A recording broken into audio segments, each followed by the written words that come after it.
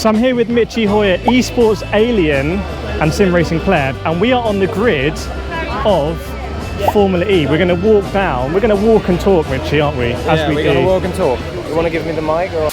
A lot of dry ice getting pumped into the cars. What are they specifically trying to cool, do you think? So first of all, I think they're going to cool all the electric system, because you know there's a 350 kilowatts of power. They have a battery, and wherever there's energy flowing, there's heat. Okay. And with the heat coming from the top, obviously cooling is probably going to be extremely important to not have the electric systems melting away. Yeah. So they're cooling the cockpit, they're cooling the car, they're cooling the systems. Literally everything that needs cooling. In terms of cooling, if we walk over here, Michi, with Sasha Fenestraz, who's the Nissan Formula E driver, you can see here literally under an umbrella with his race engineer. What do you think they'll be talking about right now? I mean, how much can they kind of absorb information-wise just before the race? I think they're going again through the strategies. They're going to again to like which scenario are we going to do with the attack mode, like 2-6, 4-4, 6-2. Yeah. They're going to probably speak about the risk that they are trying to get in, how much energy to save in the beginning to have an advantage in the end, or whether to invest energy in the beginning to make yourself up in the front and then like swim with the top 10 grid somehow. It is, in Formula E, it's all about how much energy you're putting out in the beginning stages of the race. Yeah. Like, you've seen a lot of races where people are going through the field, they make it up from P20 up to P8, but then towards the end of the race, they can't get the pace. They've used too much energy. It's very difficult to actually come through from the back because you've expended all the energy. If you sit on pole, you might not actually be too concerned about staying in, you might not really want to be in the lead, but at least you're going to be in the front pack.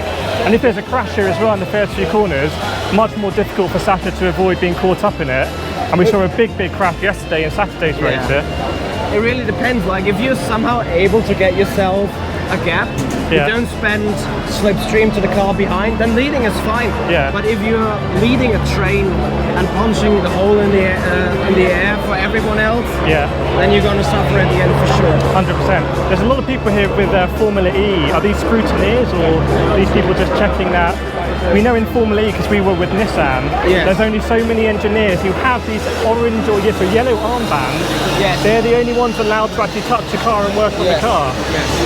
So everyone you can see with an official shirt, like the bald guy over there, they are Formula E officials. They are from FIA, Formula E stuff. Anyone else that you can see is either team personnel, and then just as you said, the number of person that is allowed to work on the car is limited.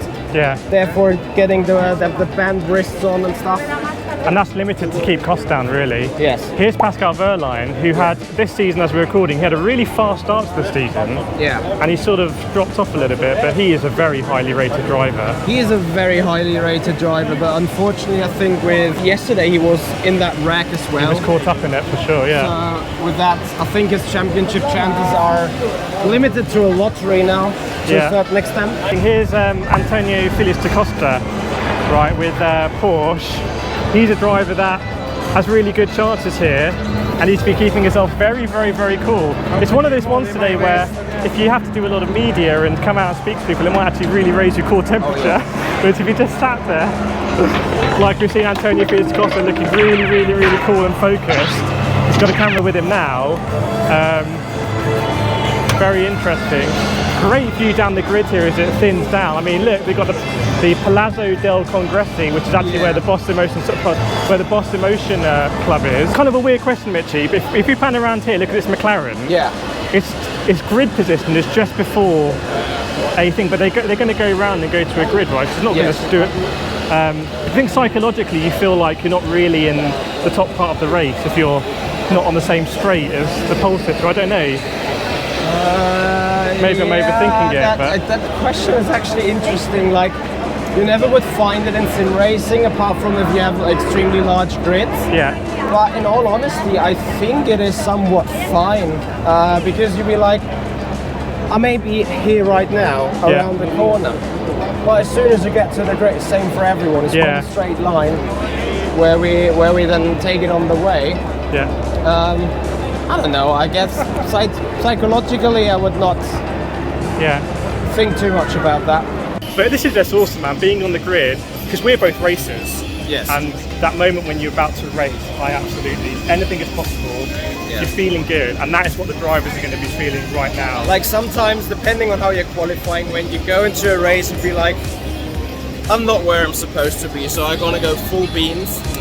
And sometimes it's like win it or bin it. Yeah, any closing thoughts? I mean, we're going to be in London again. If you want to see us do anything on the grid that's legal, let us know in the comments. Yeah, put it down in the comments area below. Yes. We'll note it down. But it's just a privilege, very special. But I love the transition between the glitz and the celebrities and the TV cameras. And now we're about to go racing. The driver's on the grid now. You can see just getting ready, and it's giving me goosebumps. I'm not even racing. Yeah. But it's a very special place to be, and that's what motor racing is. Ultimately, highly competitive sport where everyone is working their absolute arse off. Just get marginal milliseconds. But every team's at it. It's just crazy. Well, thanks so much for watching. Hit a like and subscribe. Mitch's channel in the description as well, and we'll see you guys next time. Thank you so much.